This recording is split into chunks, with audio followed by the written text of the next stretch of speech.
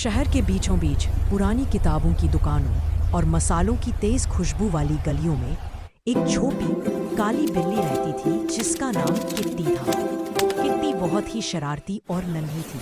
उसकी आंखें दो चमकते हुए हरे कंचों जैसी थीं।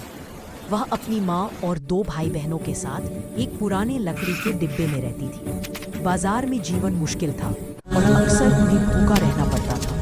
किट्टी को भूख बर्दाश्त नहीं होती थी, लेकिन वह बहुत बहादुर और खोजी थी। वह रोज सुबह सबसे पहले उठकर बाजार का चक्कर लगाती थी, यह देखने के लिए कि कहीं कोई चीज खाने को मिल जाए। एक दोपहर किट्टी ने एक मछली बेचने वाले को देखा। उसके पास ताजी मछलियों का ढेर था और किट्टी की आंखों में लालच आ गया। वह एक टोकरी के पीछे छिपकर इंतजार कर रही थी। तभी ग्राहक से बात करते समय मछली वाले के हाथ से एक छोटी चमकीली मछली फिसलकर नीचे जमीन पर गिर गई। यह किट्टी का मौका था। बिजली की तेजी से वह उछली, मछली को अपने मुंह में दबाया और तेजी से भागकर वापस अपने डिब्बे की ओर चली। मछली वाले ने उसे भागते हुए देखा, लेकिन किट्टी इतनी फुर्तीली थी कि वह उसे पकड़ सका। किट्टी ने मछली को अपने परिवार के सामने रखा। उसकी माँ और भाई बहन खुशी से झूम उठे। वह मछली छोटी थी लेकिन सबके लिए पर्याप्त थी। उस दिन किट्टी ने न सिर्फ अपनी भूख मिटाई बल्कि यह भी साबित कर दिया कि आकार नहीं बल्कि हिम्मत और चतुराई ही मायने रखती है। उस दिन के बाद किट्टी को बाजार की चतुर बिल्ली कहा जाने लगा। एक गांव में एक धोबी कपड़े धोने वाला रहता था, जिसके पास एक गधा था जिसका नाम कालिया था। कालिया बहुत भोला और सीधा था। हर सुबह धोबी उस पर कपड़ों का बड़ा गट्ठर लादकर नदी किनारे ले जाता था। एक दिन जब धोबी काम में व्यस्त था, कालिया चरने के लिए पास के खेतों की ओर निकल गया। वहां उसकी मुलाकात एक चालाक सियार से हुई जिसका नाम रंगा था। रंगा ने कालिया को फुसलाया, अरे कालिया भाई, तुम क्यों रोज इतना भारी बोझ ढोते हो? मेरे साथ जंगल चलो, वहां तुम्हें हरियाली और स्वादिष्ट घास मिलेगी। हम दोनों मिलकर मौज करेंगे। भोले कालिया को रंगा की बात सच्ची लगी। वह धोबी को बताए बिना रंगा के साथ जंगल चला गया। जंगल में रंगा ने कालिया को स्वादिष्ट घास का एक मैदान दिखाया, लेकिन उसने उससे यह भी कहा कि अगर तुम मुझे रोज गाना गाकर सुनाओगे तो मैं तुम्हें यहाँ चरने दूंगा। कालिया खुश हो गया। उसे गाना गाना बहुत पसंद था, पर उसकी आवाज बहुत कर्कश थी। एक रात चांदनी में कालिया बहुत खुश था। उसने गाना गाना शुरू कर दिया। उसकी जोरदार और बेसुरी आवाज सुनकर जंगल के जानवर का मालिक जाग गया। वह समझ गया कि कोई जानवर उसके खेत में है। उसने तुरंत लाठी उठाई और उस जगह पहुंच गया जहां से आवाज आ रही थी। मालिक ने कालिया को देखा और उसे चोर समझकर खूब पीटा। कालिया दर्द से कराह उठा। रंगा सियार, जो वहीं झाड़ियों में छिपा था, चुपके से हंस रहा था। मार खाने के बाद कालिया ने दर्द से पूछा, रंगा भाई, मेरे साथ ये क्या हुआ? मैंने तो बस गाना गाया था। रंगा बोला, कालिया भाई, तुम अच्छे हो, पर शायद तुम्हारी आवाज थोड़ी जोरदार है। तुम्हें अपनी आवाज पर थोड़ा नियंत्रण रखना चाहिए था। कालिया को अपनी गलती का एहसास हुआ।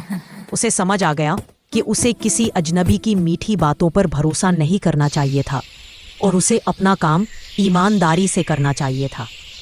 अगली सुबह कालिया जैसे तैसे वापस धोबी के पास लौट आया।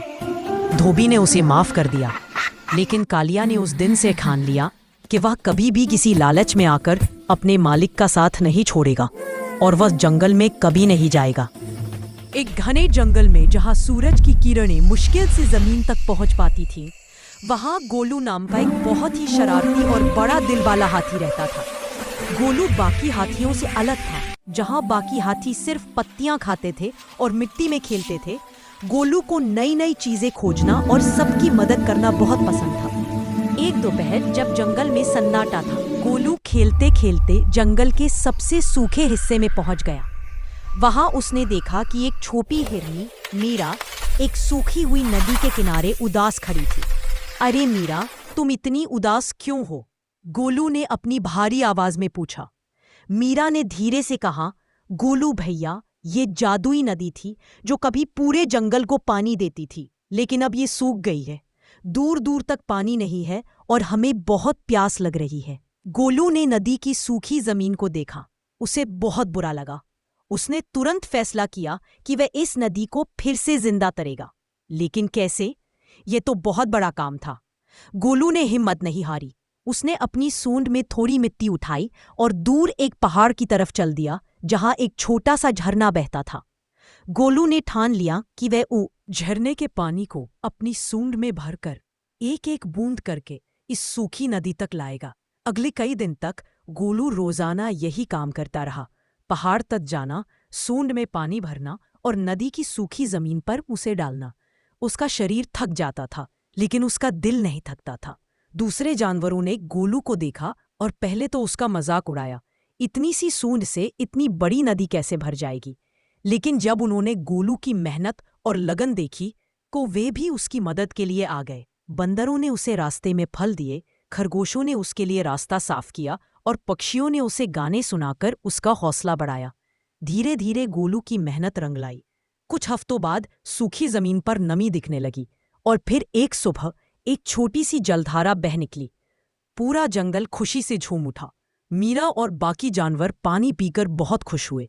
उन्होंने गोलू को धन्यवाद दिया और उसे जंगल का हीरो कहा। उस दिन गोलू ने सीखा कि कोई भी काम छोटा या बड़ा नहीं होता। अगर इरादा पक्का हो और हम मेहनत करें तो सबसे मुश्किल काम भी पूरा किया जा सकता है। और सबसे बड़ी बात, अगर हम दूसरों की मदद करते हैं